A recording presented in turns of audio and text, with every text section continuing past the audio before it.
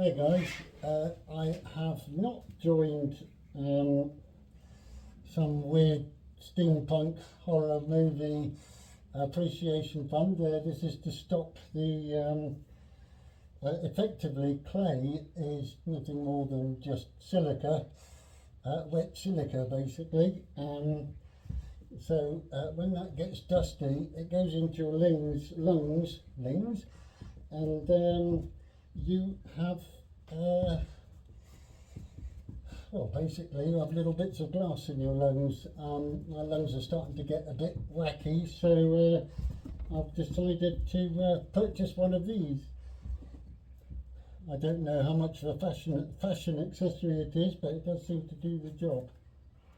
So anyway, I thought I would do a little bit on coiling and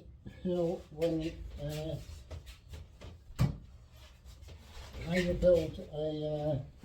build a sculpture through coiling. Most of my stuff I do with just forming the shape using paper inside it, but this one, which will be going into Coat Hill National Trust House in Devon for sale, and they have a wonderful art gallery there. I'm very proud to have been invited to show my stuff, so I'm doing a much larger bull which requires this process. So yeah, I thought I'd show you.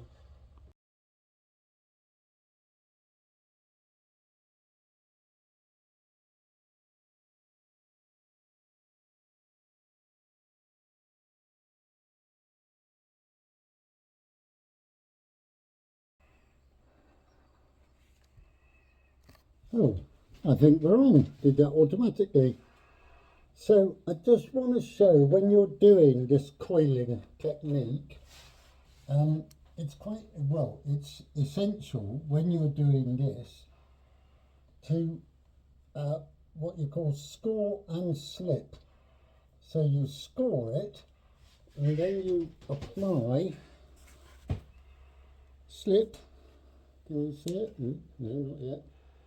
Here, this is just clay dust which has been left in water and turns back into a very fine silt effectively, and that makes the top of it quite sticky and enables you to put your next layer on. Once I've done this, I will need to score down the sides and close it off, because clay, when it dries, has a tendency to split along cracks, so I need to score it with a fork, score it quite deeply so that I can then smooth it across to a flat surface, and then do the same inside, and that is how you coil. And you'll see how I progress going forwards. I was going to not show you, but it suddenly occurred to me that I probably should show you. Well, hey, all right, well, thanks for listening and see you soon. Bye.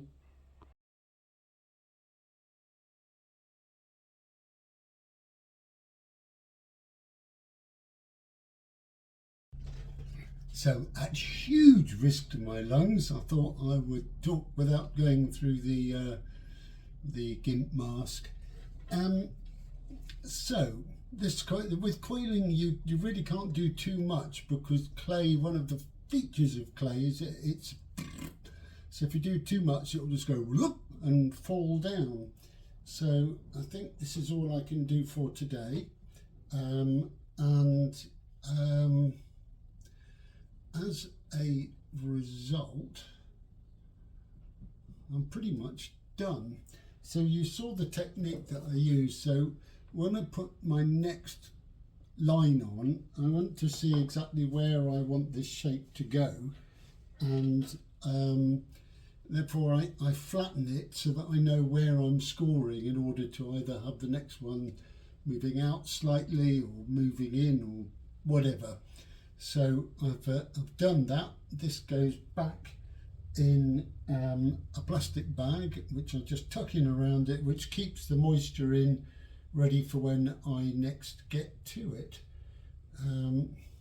I've drilled some holes here, basically because cows have sort of wattles that come down, and I want to put a wattle in which will obviously have air behind it. So anything that you put on that has air behind it, you need to have holes so that the air inside can escape rather than explode, which is why under where the legs are going to go, I've got holes and the legs will build on here somewhere. I haven't quite worked that out yet, but I will. And on the other side. And so basically here's his butt, and this is one big haunch, because bulls have big haunches. Bulls just have big everything, and he's going to be twisting round. So what I would like is the two legs here coming up over his shoulders, then the neck coming up a bit, and then the head effectively pointing over slightly behind him, so he's looking up in the air, and then his horns coming up from that. But I clearly have to be a little bit careful because I need to fit him inside my kiln. So this is by no means a huge sculpture, but it's as big as I can go in my kiln. So that's what he's going to be. So yeah, I just thought it was about time I did another post and gave you some progress. And so here it is.